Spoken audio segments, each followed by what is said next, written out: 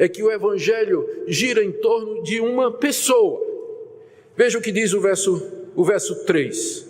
No verso 2, eu vou começar no verso 1. No verso 1 ele diz que ele foi separado por Evangelho que foi prometido por Deus nas Sagradas Escrituras. Verso 3, com respeito a seu filho, o qual segundo a carne veio da descendência de Davi, e foi designado Filho de Deus com poder, segundo o Espírito de santidade, pela ressurreição dos mortos, a saber, Jesus Cristo, nosso Senhor. O Evangelho é a boa notícia a respeito de uma pessoa. O Evangelho não é sobre prosperidade material, o Evangelho não é sobre receber a bênção, o Evangelho não é sobre moralidade, o Evangelho não é sobre ética, o Evangelho é uma pessoa, a respeito do seu Filho. Jesus é o centro do Evangelho e, portanto, ele é o centro da pregação da igreja, de tudo aquilo que nós somos e fazemos, com respeito a seu Filho. A promessa de Deus era com respeito a ele, que ele haveria de mandar alguém para ser o Salvador. Paulo aqui fala de Jesus em termos da sua humanidade e da sua divindade. Ele diz aqui no verso 3 que o Filho de Deus, o Evangelho é a respeito do Filho de Deus, aquele que haveria de vir ao mundo. Ele, segundo a carne, veio da descendência de Davi. Segundo a carne quer dizer segundo a natureza humana. E aqui é uma referência ao fato de que no tempo apontado por Deus, aquela promessa se materializou quando o Filho de Deus se tornou um de nós. Ele nasceu da Virgem Maria, concebido pelo poder do Espírito Santo. Ele se tornou segundo a carne, ele se tornou um de nós, ele assumiu a carne humana, os ossos humanos, o sangue humano, ele assumiu uma verdadeira natureza humana.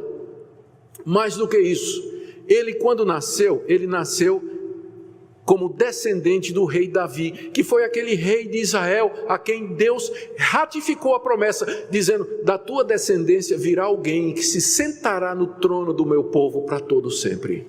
Era mais uma promessa. Então, quando Cristo nasce, ele nasce descendente de Davi, da linhagem de Davi, com direito ao trono de Israel, com direito ao trono do universo. Deus cumprindo. Antigo Testamento, promessa. Novo Testamento, cumprimento. O Filho de Deus, a respeito de quem o Evangelho gira, se tornou carne, se fez um de nós, e ele nasceu cumprindo todas as promessas. Ele nasce da descendência de Davi. Mas ele era mais do que um judeu de linhagem real. Ele era mais do que um judeu com pretensões ao trono. Ele, na verdade, era o Filho de Deus. Mais do que filho de Davi, ele era o Filho de Deus, aí no verso 4. Depois de ter falado sobre a perfeita humanidade do Filho de Deus, Paulo agora fala a respeito da sua divindade. Ele diz no verso 4 que ele foi designado Filho de Deus com poder. Ou seja, houve alguma coisa que aconteceu, ou algumas coisas aconteceram que designaram, demonstraram, confirmaram, deixaram claro para todo mundo que aquele judeu descendente de Davi era mais do que um homem como nós, mas ele era o próprio Deus. E Paulo menciona duas coisas aqui. Primeiro, ele diz, foi designado Filho de Deus com poder, segundo o Espírito de santidade.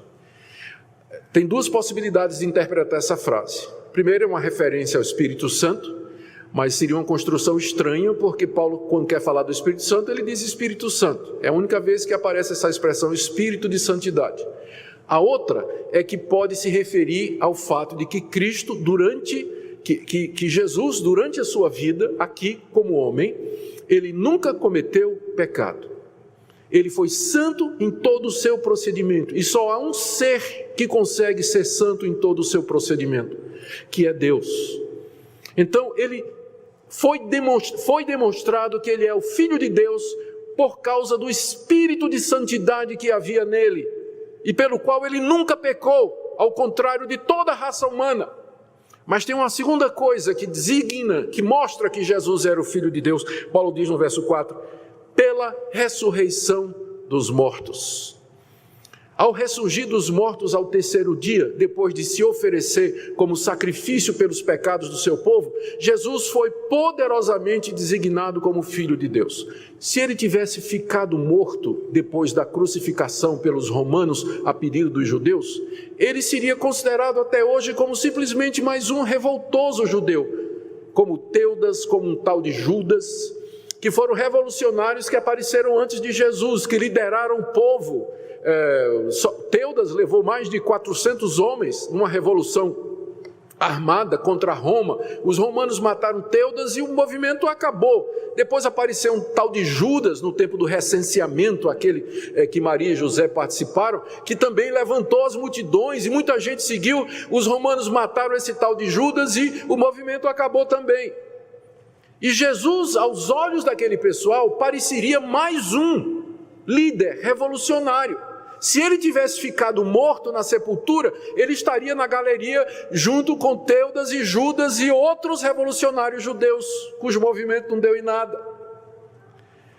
Mas quando ele ressurge dos mortos ao terceiro dia, então ele é designado Filho de Deus. É confirmado, é demonstrado de que ele é o Filho de Deus e que ele é diferente de todos os outros. E Paulo ainda acrescenta, ele diz, que ele foi designado Filho de Deus com poder. Ao ressurgir dos mortos ao terceiro dia, o Filho de Deus, sobre quem é o Evangelho, ele sobe aos céus, se senta no trono da majestade, e aí ele vai poder dizer aos discípulos: todo poder me foi dado no céu e na terra, portanto, ide, pregai o Evangelho a toda criatura. O Evangelho é a respeito de uma pessoa. O Evangelho gira em torno da pessoa de Cristo, verdadeiro homem e verdadeiro Deus, ressurreto entre os mortos, entronizado à direita de Deus e que tem todo poder no céu e na terra. E Paulo, finalmente, no verso 4, ele diz quem é esse Filho de Deus, a saber, Jesus Cristo. Ele identifica agora. Esse é Jesus, Jesus Cristo. Ele é o cumprimento de todas as promessas. Ele é o centro do Evangelho, ele é a razão das boas novas. Aí ele acrescenta, Jesus Cristo, nosso Senhor, de quem eu sou escravo, de quem eu sou servo. Ele é o Senhor de tudo e de todos.